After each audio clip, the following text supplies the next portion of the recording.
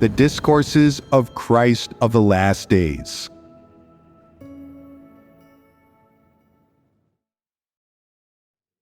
Only by resolving one's notions can one embark on the right track of belief in God. 2. I talked just now about one aspect of people's dispositions: intransigence. Because of people's intransigence, when they face the painful circumstances and predicaments that the Creator puts them in, their attitude is not to submit, but rather to hold fast to whatever benefits them and to not abandon it. How does God deal with such behavior? God's work is independent of people's will, so how does God deal with people's actions like this? God will definitely not say, "You failed this time, so you are doomed. People like you are no good, and I don't want you anymore." God has not given up on people. He keeps using the same way, arranging different environments and different people, events, and things, so that people can experience the same pain and face the same predicaments. What is the purpose of this? It makes people reflect, come to their senses, and abandon their stubborn views. Time and time again, God uses His own unique methods to converse with humans in this way, and to interact with humans in this way. Ultimately, what is the result that God wants to achieve through this method of working? God guides people by making them go through different predicaments, anguish, and even illnesses and family misfortunes throughout their lives. The purpose of making people experience this suffering is to get them to constantly reflect and understand in their soul, and to verify deep down, is this God's arrangement? How should I walk my future path? Should I change direction? Should I seek the way of truth? Should I change the way I live? God makes people experience all kinds of pain, tribulations, misfortunes, and predicaments, so that afterward they receive confirmation deep in their hearts that there is a sovereign who rules over people's destiny, and that people cannot be willful, arrogant, or stubborn, but must learn to submit to environments, submit to destiny, and submit to everything that happens around them. Before you hear God's clear words, God uses these ways and facts to make you experience all sorts of environments, people, events, and things, and to make you constantly confirm deep in your heart that people's destiny is arranged by God, that no person holds sovereignty over it, and that people cannot hold sovereignty over their own destiny. You constantly have this kind of understanding or voice deep in your heart, and you constantly confirm that everything you experience is not caused by any one person, nor does it happen by chance, nor is it caused by objective reasons or circumstances, but it is God who invisibly holds sovereignty over everything. It is not by coincidence that a person meets another person and something happens, or that they encounter an environment that changes their life. It is not by coincidence that a person is afflicted by disease and afterward obtains great blessings. This is God telling each person in this unique way. God holds sovereignty over people's destiny. God is watching over and guiding people every day, and guiding everyone through each day and throughout their life. In addition to letting people know that He holds sovereignty over the destiny of humankind, over everything to do with people's lives, over the destination of humankind, and over absolutely everything to do with humankind, What else does God want to accomplish? It is to make some impractical notions, imaginings, and demands that people have toward God the Creator gradually fade, disappear, and be cast off, and then for people to gradually reach the point where they can clearly recognize and understand the ways in which the Creator guides humankind, and the ways in which the Creator arranges the destiny of people's whole life. From these things, people can then see that God has a disposition, and that God is vivid and lifelike.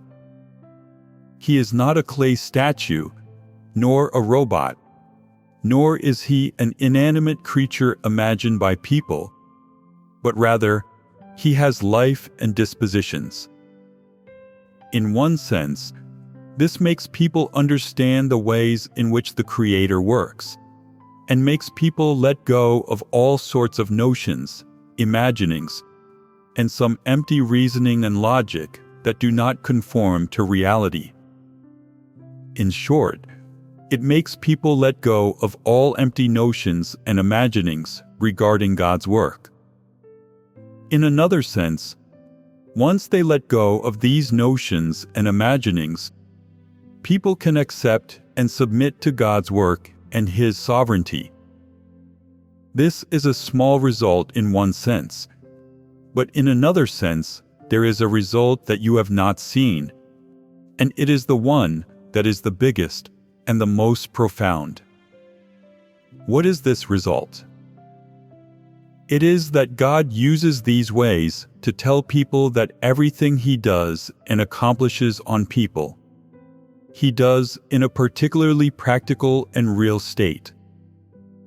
Once people understand this, they will cast off some empty and illusory things, actually obey and submit to the Creator's arrangements, and then actually face everything arranged by the Creator in real life, instead of using some empty theories or religious concepts or theological knowledge to imagine the Creator, or to deal with some things in life.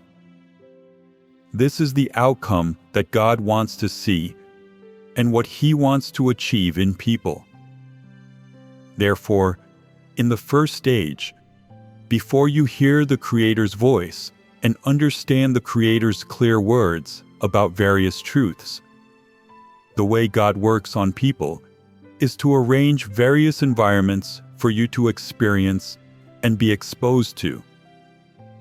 When you have some confirmation, and when you have some feelings about these things deep in your heart, and are moved by them and comprehend them, God will tell you in clear words what life is about, what God is about, how humans came to be, and what kind of path people should take. In this way, based on the belief that humans come from God and were created by God, and the belief that there is a sovereign among the heavens and earth and all things, people then take the path of faith in God, and subsequently come to accept God's judgment and chastisement, and accept God's salvation and perfection. The effectiveness of this is even better. Now, who are all the people who accept God's work of the last days? At the very least, they acknowledge the existence of God and believe that the entire universe world is subject to God's sovereignty. They also believe in destiny and that human life is preordained by God. And furthermore, they believe in the existence of the spiritual realm and the existence of heaven and hell, and that people's destiny is predetermined. From among these people, God has selected His chosen people, who love the truth and who can accept the truth.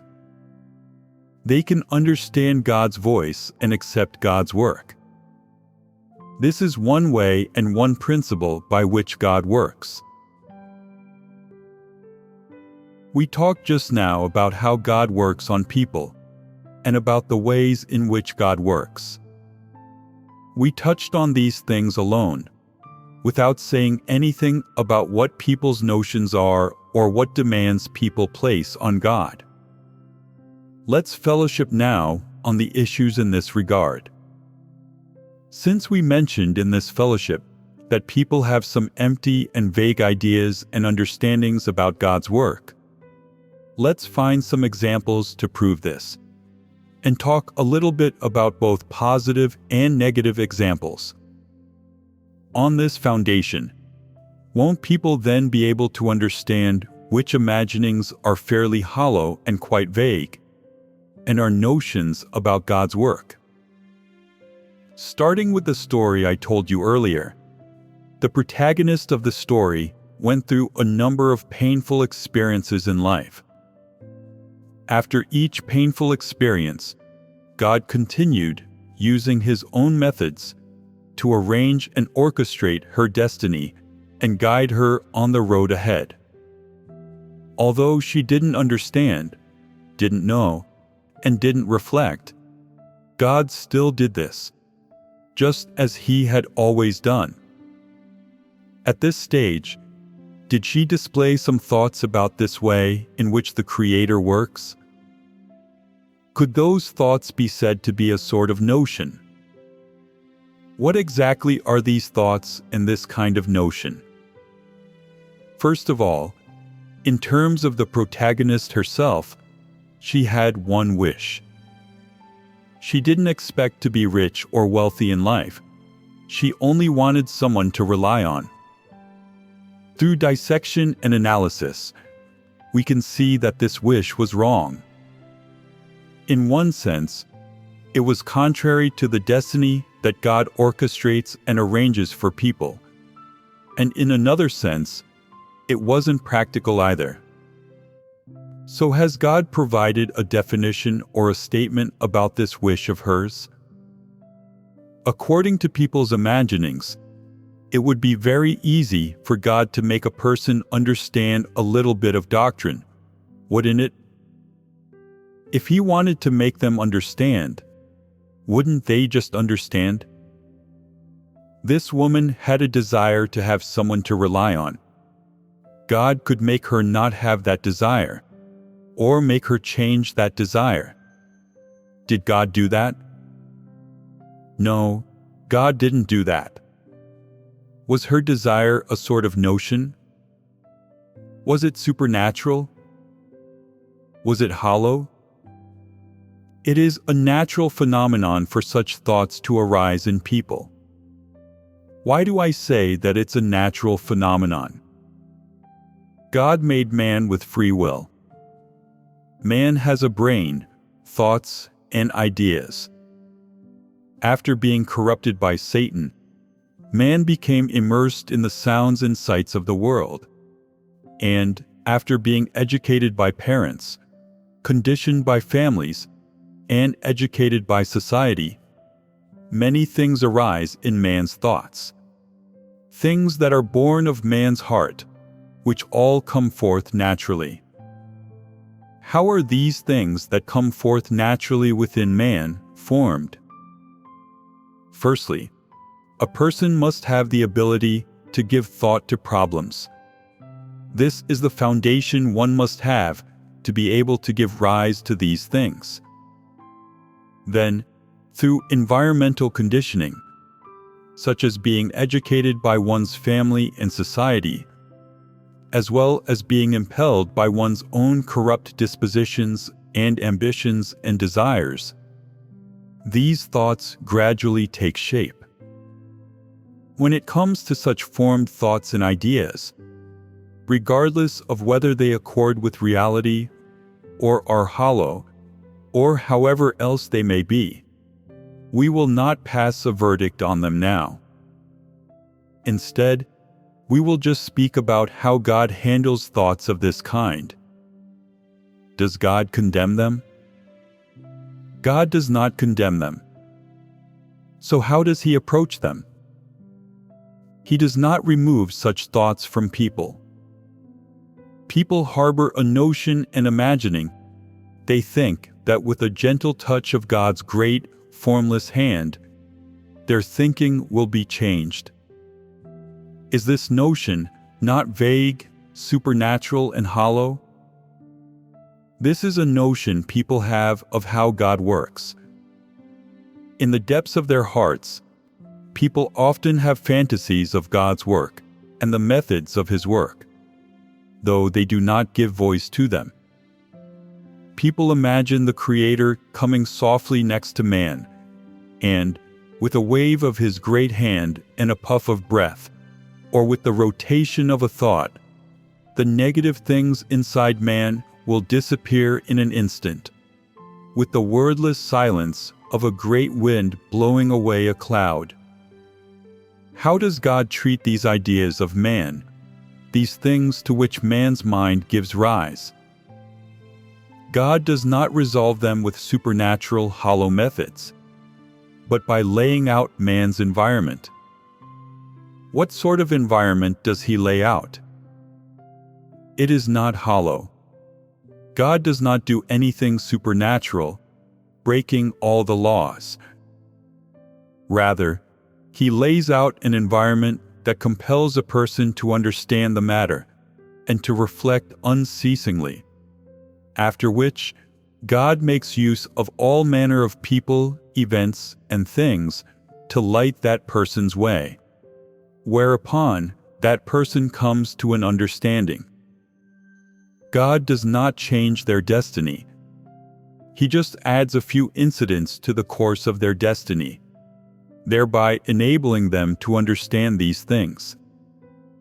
Man's notions are all supernatural, hollow, vague, discordant with reality. They are divorced from reality. Say, for instance, someone is hungry and would like to eat.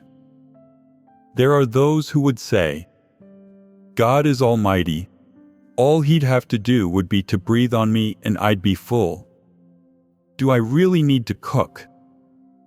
It would be great if God could perform a little miracle so that I didn't feel hungry. Is this not unrealistic? If you told God you were hungry, what would God say? God would tell you to find some food and cook it. If you said you had no food and could not cook, what would God do? He would tell you to learn to cook.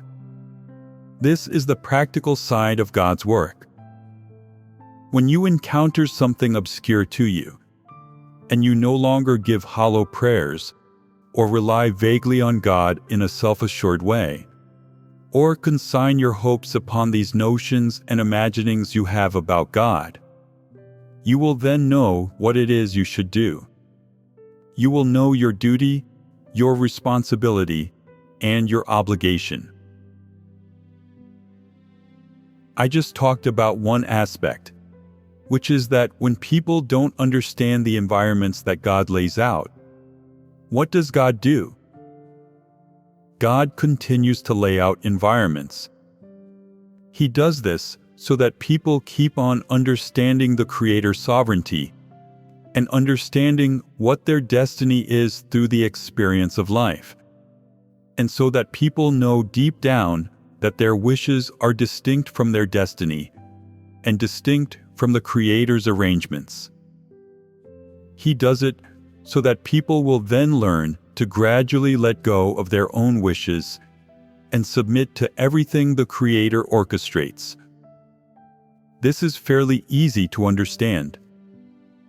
Another aspect is that when God's clear words come to people, they form some more notions and imaginings. What notions? God's words are the bread of life and the truth. God's words are God Himself. When I hear God's words, no matter how stupid I am, I immediately become intelligent. As long as I read more of God's words, my caliber will improve and my skills will increase. What are these thoughts that people have? They are their notions. So, is this how God works? No.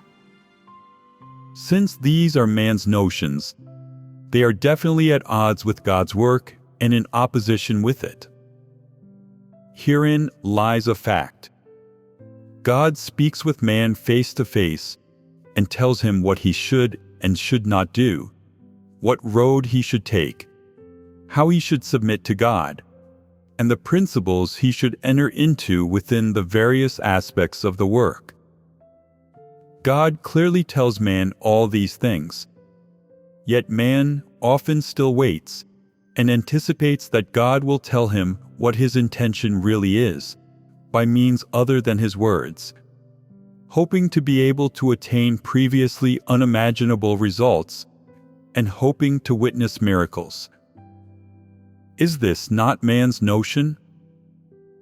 What does God do, in fact?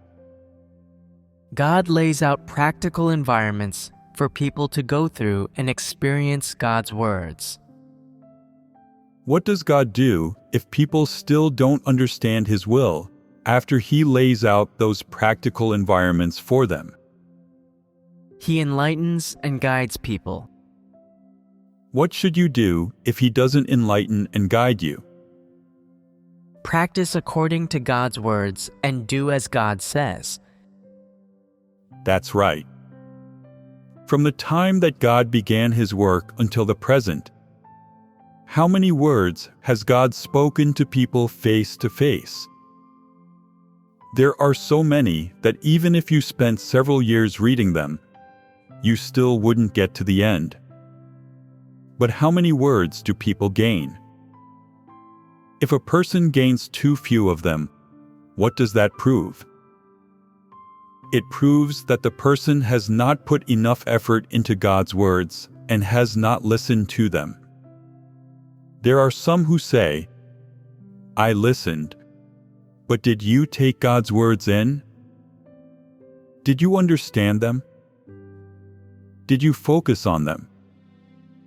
You didn't focus on them, so God's words have already flowed right past you. Therefore, when God uses clear language to tell man how to act, how to live, how to submit to Him, and how to experience every event, if man still does not understand, God does nothing more beside laying out environments for him, giving man some special enlightenment, or having man undergo some special experiences. That is the end of what God can, should, and is willing to do. There are those who ask, doesn't God want every person to be saved and not want anyone to suffer perdition? If God used such a method to act, how many people would be able to be saved? In response, God would ask, how many people heed my words and follow my way? There are as many as there are. This is God's view and the method of His work. God does no more. What is man's notion of this matter? God takes pity on this mankind. He's concerned for this mankind, so He's got to take responsibility unto the end. If man follows Him unto the end, he'll inevitably be saved. Is this notion right or wrong? Does it accord with God's will? In the age of grace, it was normal for people to have these notions because they did not know God. In the last days, God has told people all these truths, and God has also made clear to them the principles of His work of saving people. So it is very preposterous if people still have these notions in their hearts. God has told you all these truths, so if in the end, you still say that you don't understand God's will and don't know how to practice, and you still say such rebellious and treacherous words, can such a person be saved by God? There are some who always think, God does such great work. He should gain more than half of the people in the world. and use a great force of many people with lots of high-class personages to bear witness to God's glorification. How wonderful that would be! This is man's notion. In the Bible, in both the Old and New Testaments, how many were there, in total, who were saved and made perfect? Who was able to fear God and shun evil in the end? Job and Peter. They were the only two. As God sees it, to fear Him and shun evil is, in fact, to meet the standard of knowing Him, of knowing the Creator. People like Abraham and Noah were righteous in God's eyes, but they were still a level beneath Job and Peter. Of course, God did not do so much work then. He did not provide for people as He does now, nor did He speak so many clear words, nor did He do the work of salvation on such a large scale. He may not have gained many people, but this is still within His preordination. What aspect of the Creator's disposition can be seen in this? God hopes to gain many people, but if many people cannot in fact be gained, if this humanity cannot be gained by God while He does His work of salvation, then God would rather abandon them and discard them. This is the inner voice and view of the Creator. In this regard, what demands or notions does man have of God? Since you wish to save me, you must be responsible unto the end, and you promise me blessings, so you must give them to me and let me gain them. Within man, there is many a must, many demands, and this is one of his notions. Others say, God does such great work, a 6,000-year management plan. If in the end, He only gains 2 people, that would be such a shame. Wouldn't His actions be in vain then? Man thinks it ought not to be so, but God is happy to gain even 2 people. God's real purpose is not merely to gain those 2, but to gain more than that.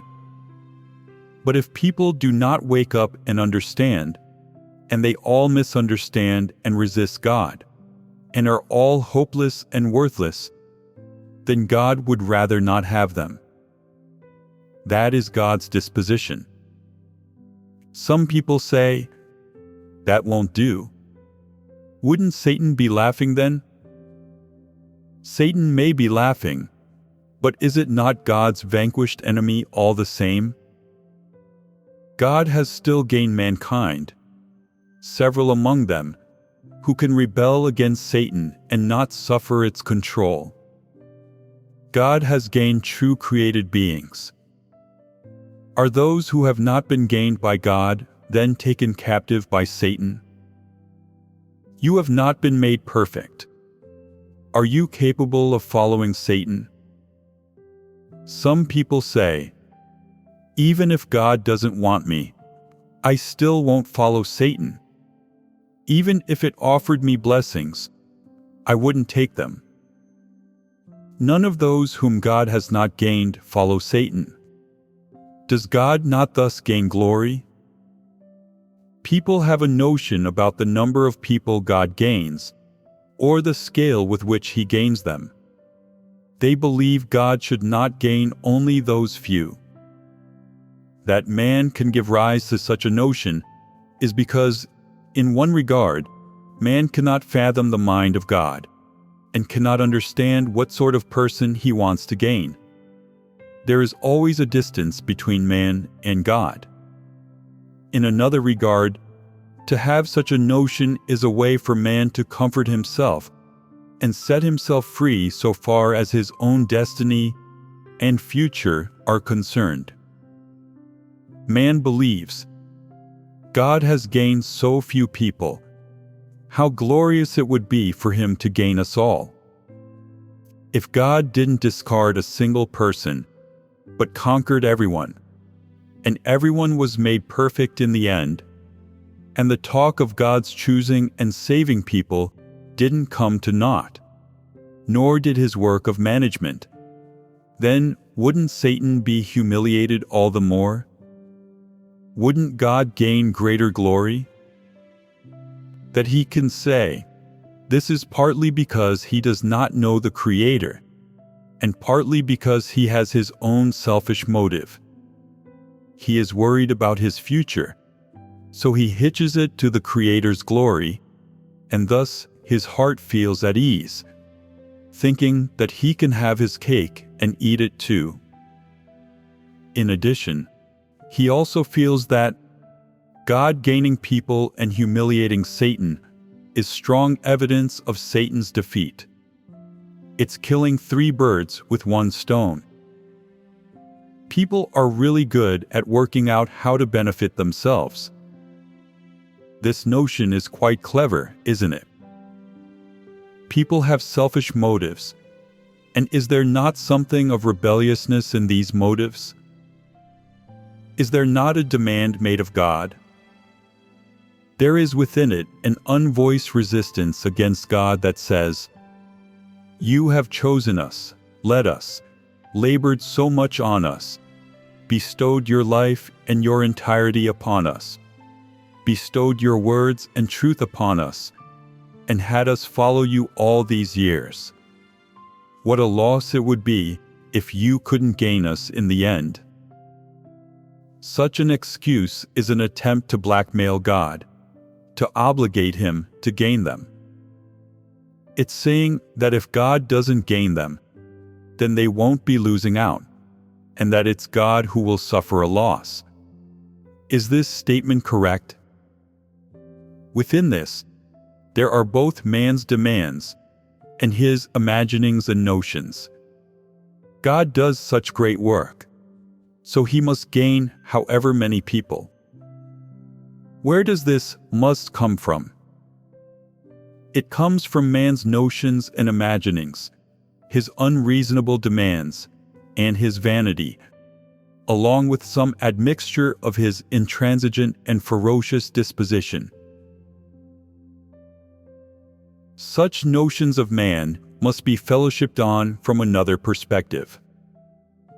There are some who think, since the Creator doesn't care how many people he gains, and thinks that he will just gain as many people as he gains, since this is the Creator's attitude, how should we cooperate with him? Is it okay to just believe casually and not take it so seriously? In any case, God doesn't take it seriously either, so we don't need to be so serious in catering to God's requirements. Nor do we need to regard it as our primary occupation, or as our lifelong pursuit. Now that we know God's thoughts, shouldn't we change our way of living? Is this view right or wrong? It's wrong. Since God's attitude has been made clear to people, and they understand it, they should let go of their notions. After letting go of their notions, what should people do, and how should they choose? And how should they understand and deal with this matter, so that they have the view and attitude that they ought most to hold? First of all, in terms of their views, people should try to ponder over them. Once one believes in God, they have a vague imagining of reverence and esteem for him. They think that God is almighty, omnipotent, and since he has chosen a group of people from among this corrupt humanity, he will certainly be able to make them complete. We, therefore, are bound to be blessed, as a matter of certainty. Does such certainty not have a mentality of trying one's luck behind it? To wish to gain blessings and God's approval without pursuing the truth or undergoing God's judgment and chastisement is the attitude man ought least to hold. Do not adopt a mentality of trying your luck. Luck is the great enemy. What sort of mindset is trying one's luck? Which of your states, thoughts, ideas, attitudes, notions, and views have a mentality of trying your luck behind them? Can you detect this? If you do detect this, and see the existence of a mindset of trying your luck to gain blessings, how should you go about changing it? How should you resolve it? These are practical issues. You must see through the mentality of trying your luck. You must resolve it. If you don't resolve it, it will be likely to trip you up and you will suffer. So, what things involve a mentality of trying one's luck? There are some who think, I believe in God and have even left my family and quit my job. No matter what, even if I haven't rendered a meritorious service, I've worked hard. And even if I haven't worked hard, I've tired myself out. So, as long as I follow God to the end, I might become one of the overcomers, one of the saved, one of the blessed, one of the people of God's kingdom. This is a mentality of trying one's luck. Doesn't everyone have this mentality? At the very least, the majority of those who leave everything behind to follow God and perform their duties full-time have this sort of mentality. Is a mentality of trying one's luck not a sort of notion? Why do I say it is a sort of notion? Because when you have not understood or comprehended the intention and the attitude the Creator has toward this matter, you just subjectively expect a good outcome and subjectively pursue, and that is how you approach it. It is a sort of notion. To the Creator, is such a notion not a kind of blackmail? Is it not an unreasonable demand? It is as if to say, since I've followed you, and since I've left everything behind and come to God's house to perform my duty full-time, I must count as someone who has submitted to the arrangements of the Creator, right? So, can I have a promising future now? My future shouldn't be obscure. It should be plain to see. This is a mindset of trying one's luck. How is such a mindset resolved? One must know God's disposition. Now that I have fellowshiped like this, everyone should fundamentally understand this. So that's what God thinks. That's God's view and His attitude. So, what should we do? People should put aside their mentality of trying their luck. To put aside this mentality, is it enough to say, I've put it aside and won't have such thoughts anymore? I'll treat my duty seriously, take responsibility, and work harder? It is not so simple. When one develops a mentality of trying their luck, there emerge in them some thoughts and practices. And more than that, some dispositions will be revealed. These things should be resolved by seeking the truth. Some say, if I've understood God's will and attitude, aren't I rid of the mentality of trying my luck? What sort of talk is that? It is lacking spiritual understanding. It is hollow talk. How then is this problem resolved? You must consider, what should I do if God takes everything away from me? Is everything I devote to God and expend for Him given willingly, or are they attempts to barter with Him? If I have an intention to barter with Him, then that's not good. I'll have to pray to God and seek the truth to resolve that.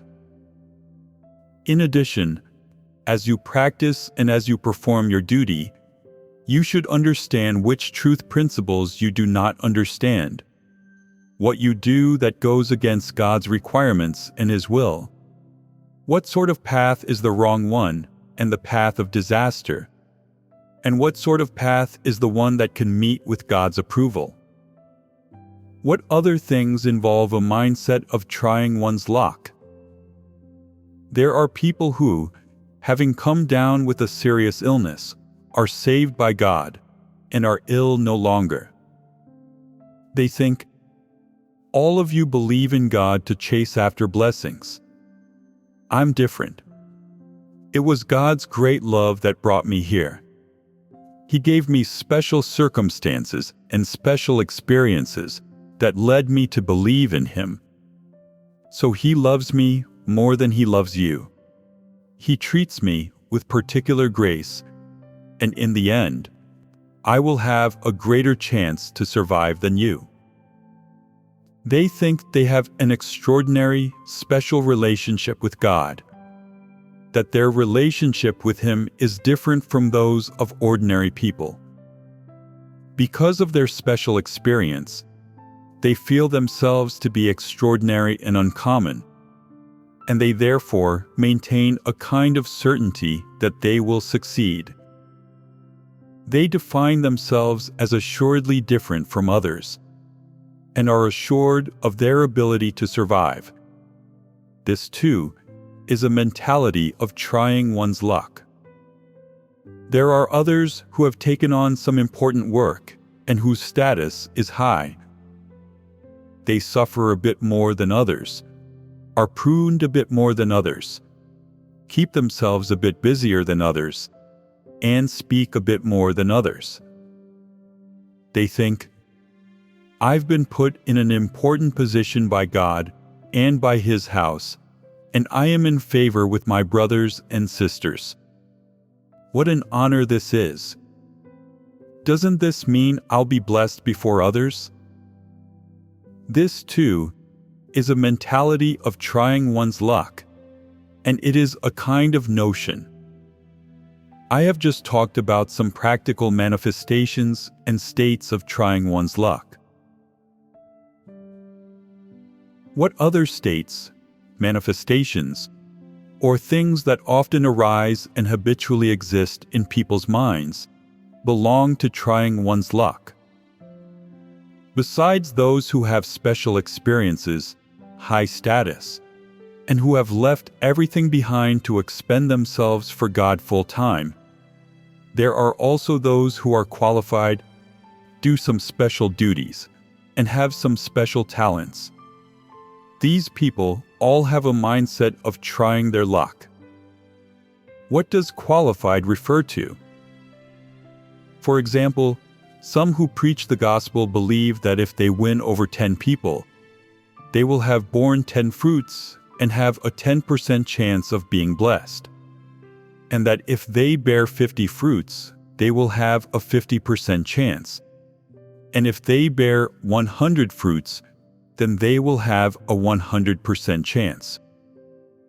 This is a sort of notion, a kind of bartering, and above all, it is trying one's luck.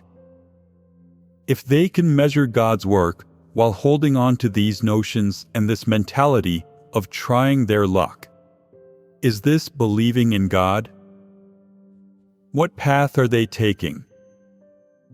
Is there not something wrong with their pursuit? Why do these things arise in them? Why do they hold on to them and refuse to let go? Some say that it is because they don't know God. Is this right? This is empty talk. So what exactly is the reason? The people who always hold on to such views and attitudes, and who have these notions and are particularly stubborn in clinging on to them, are they seriously putting effort into God's words? They always have a perfunctory attitude toward God's words. That is, the attitude and view of someone who is looking through a haze. They think that in their belief in God, they only need to know how much they have suffered for God, and how much of a price they have paid, how much merit they have earned, what special talents they have, how skilled they are, how high their status is, what kind of moments of companionship in adversity they have experienced with God, what special experiences they have had, and what special things God has given them, or what grace and blessings He has given to them that are different from what has been given to other people. They think this is enough.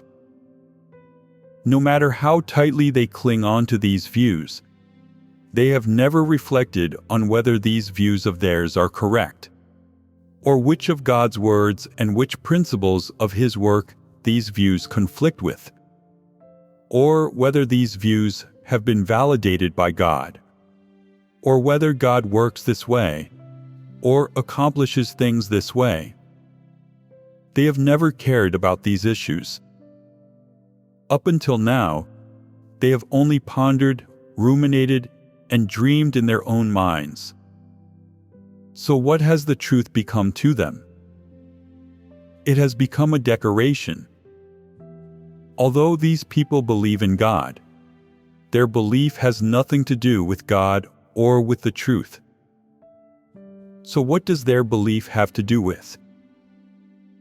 It has only to do with notions, imaginings, and their own desires, as well as their future blessings and destinations.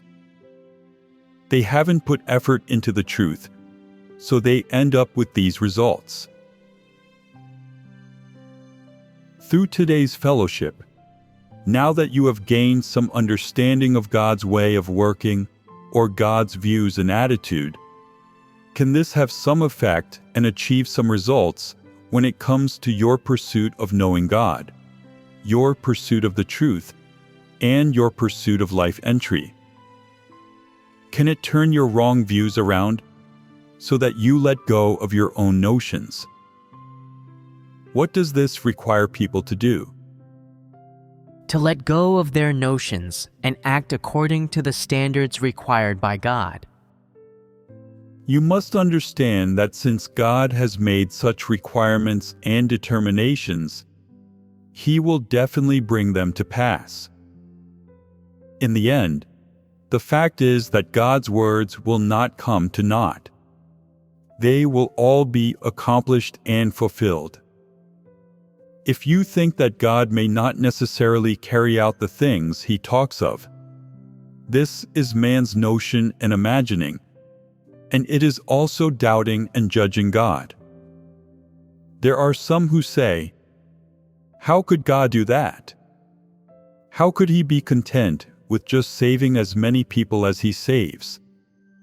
Is God's love not great and infinite? God's patience is infinite, and God's tolerance and mercy are also infinite." They make all kinds of excuses for not pursuing the truth. They leave themselves a convenient way out so that they can tread their own path, and they ignore God's words and work and the appearance of the Creator. They know full well in their hearts that it is the truth, and yet they hope that it were not so. There is an element of disbelief in what they do, as well as an element of competing against the Creator and conflicting with and blackmailing the Creator. What is the purpose of me saying these words? There are some who say, this is to give us a wake-up call, to frighten us, or to make us understand that those who wish to back away can just back away, that those who become weak or negative can just stay weak or negative, and that those who wish to live their own lives can just live their own lives. God's work won't take very long, and besides, God doesn't need that many people. So let's just go our separate ways. Is this how things are? No matter what God says, or how He says it, what God makes people understand is His will, and what He makes them comprehend is the truth. So what path should people follow? They should follow God's way.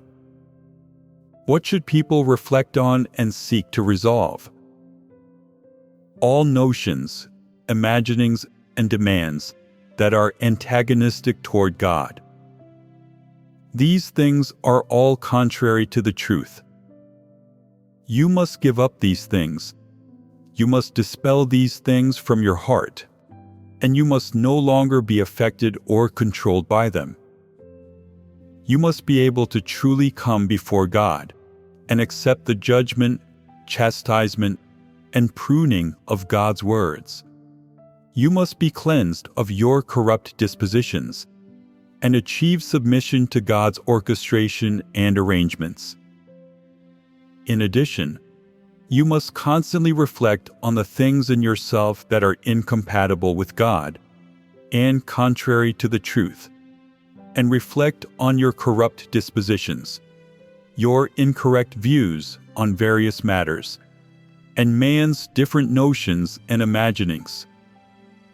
Once you reflect on and understand these things clearly, and seek the truth to resolve them once and for all, you will have embarked upon the right track of faith in God, and only then will you be able to obey God and submit to His orchestration and arrangements.